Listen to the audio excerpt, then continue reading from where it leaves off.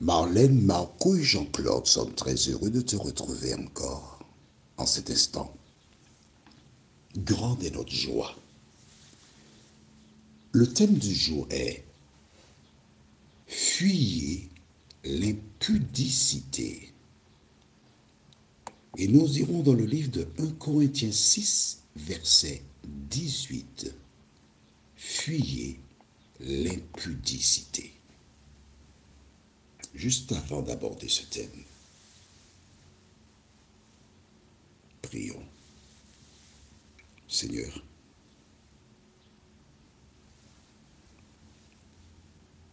nous voici devant toi, tels que nous sommes. Nous n'avons aucun mérite, mais nous nous appuyons sur ta parole. Alors que nous nous apprêtons à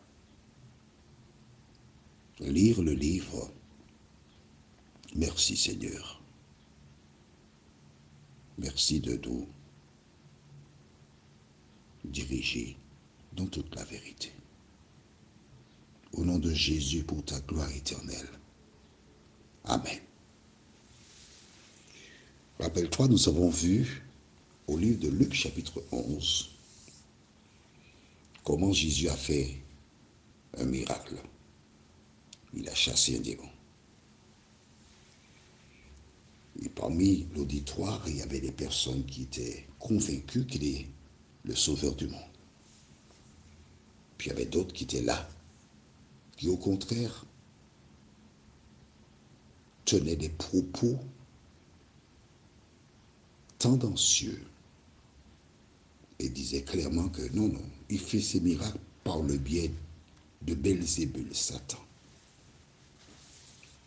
Pourquoi tient-il ce langage? Tout simplement pour disqualifier Jésus. Car une fois qu'il a été identifié comme un agent de Satan, lui la lumière, dans l'esprit des gens, il deviendrait les ténèbres. C'est détruire. Du reste, Jésus lui-même déclare, tous ceux qui veulent vivre pieusement en Jésus-Christ seront persécutés. Dès qu'une personne se lève pour proclamer le nom de Jésus, le diable cherchera des individus pour le disqualifier, pour le noircir, pour le détruire. C'est l'œuvre du diable. Mais ils l'ont fait avec Jésus. Il m'est arrivé de rencontrer des personnes qui se plaignaient du comportement de membres de leur communauté, parfois même de leurs collègues, qui leur ont fait du tort. Et ces personnes ulcérées adoptaient une attitude qui m'effrayait. Mon ami, qui que tu sois, sache qu'à partir du moment où tu as accepté Jésus pour sauveur personnel, le diable te cherchera querelle. Tu n'as qu'à regarder. Aussi longtemps que Jésus était sur terre, il n'a pas commencé son ministère, le diable l'a laissé tranquille. Il n'a pas embêté, le diable n'a pas embêté. Il a laissé Jésus faire tout ce qu'il avait envie de faire. Mais à partir de son baptême, il a commencé à attaquer Jésus. Et il n'a jamais arrêté. La preuve, il inspire des gens qui sont ses enfants à critiquer Jésus et en disant qu'il fait les miracles par le diable. Lui, Jésus, par le diable, il fait des miracles. Alors toi, tu as souffert et tu continues de souffrir, je te comprends. Vois-tu, en fait, quand le diable attaque, il utilise exactement les armes appropriées pour atteindre son but. Je me rappelle quand j'étais jeune, j'étais un footballeur d'une grande équipe en Martinique qui s'appelle le Club Colonial. On appelle le club doyen. Pourquoi ai-je été dans cette équipe? J'habitais à Montcalbas, tout près du Golden Star. J'ai des amis qui sont goldenistes. Mais j'ai été au Club Colonial pour une seule raison. Parce qu'ils avaient la volonté. Lorsque un match débutait, il ne faut jamais dire, lorsque tu mènes, que tu as gagné. C'est pas vrai. Aussi longtemps que l'arbitre n'a pas sifflé, ne dis pas que tu as fait match nul ou tu as gagné. Et c'est là où j'ai appris à renforcer les qualités que Dieu avait déjà placées en moi. La volonté de faire des rêves pour aller jusqu'au bout. Donc quand on te persécute, quand on dit du mal de toi, rappelle-toi qu'on a fait cela à Jésus avant toi. Quand tu me dis que ce sont des collègues ou des proches qui te font des injustices, rappelle-toi que les frères de Joseph l'ont vendu comme esclave. Rappelle-toi que ce ne sont pas les femmes ni les hommes qui te font du tort, mais c'est le diable qui utilise des gens exactement comme du temps de Jésus, où ces personnes attribuèrent ces miracles à la puissance du mal. Nous avons vu précédemment, rappelle-toi, mais si je vais relire encore dans 1 Corinthiens chapitre 6, c'est là que nous sommes, dans 1 Corinthiens chapitre 6, versets 15 à 17, déclare: ne savez-vous pas que vos corps sont des membres de Christ? Prendrai-je donc les membres de Christ pour en faire les membres d'une prostituée? Loin de là. Ne savez-vous pas que celui qui s'attache à la prostituée est un seul corps avec elle? Car, est-il dit, les deux deviendront une seule chair. Mais celui qui s'attache au Seigneur est avec lui un seul esprit. La référence du jour: fuyez l'impudicité.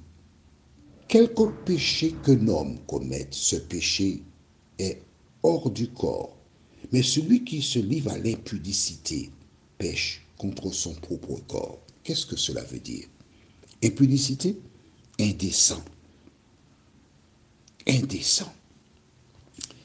Alors, quand je lis ce verset, je pense à une petite photo que j'ai reçue, une petite photo par le biais de WhatsApp, où on présente deux types de femmes. Et il y a une expression qui est jouée à cela. Alors, une première photo où il s'est inscrit les femmes dans les années 50.